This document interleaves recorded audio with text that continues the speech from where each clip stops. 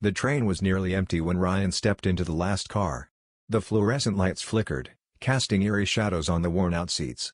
He glanced at his watch, 12:47 a.m.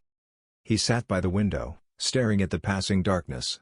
The sound of metal screeching on the rails echoed in the silence.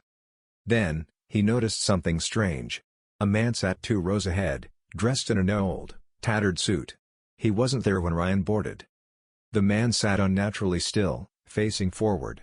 His head was tilted at an odd angle, like a marionette with broken strings. Ryan shifted in his seat.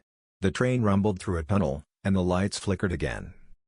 When they came back on, the man was gone. A chill ran down Ryan's spine. He turned to check the other seats, empty. Had he imagined it? The intercom crackled. A distorted voice whispered. "Next stop. Last stop." But Ryan knew, there were no more stops on this route. The train didn't slow down. Instead, it sped up. The lights flickered wildly. Ryan felt the air grow heavier, pressing against his chest. Then, from behind, a raspy voice whispered near his ear, "You shouldn't be here." Ryan turned. The man was right behind him. "Check the channel for part 2.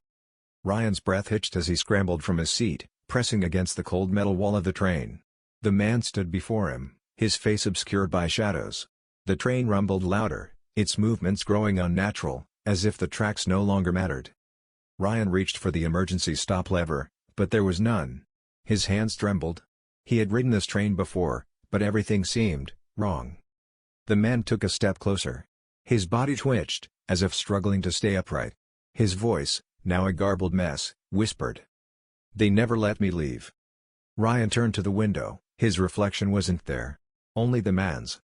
A violent jolt threw him to the ground. He heard a sickening sound, like bones cracking into place. Ryan looked up. The man was crouched over him, his face contorted and hollow, eyes black voids. He reached out, bony fingers inches from Ryan's face. Ryan screamed. Then, silence. The train had stopped. Ryan gasped, disoriented. The car was empty again. The doors hissed open to an unfamiliar station, one that looked abandoned for decades. A sign hung loosely above the exit. "Welcome to Terminal 13. One-way passengers only." Ryan staggered toward the door, heart pounding. Then he saw it, his own reflection in the glass. Except, it wasn't moving with him. It smiled. The doors slammed shut. The train jolted, and Ryan felt himself being pulled back inside. The last thing he heard before the darkness swallowed him was the same voice whispering.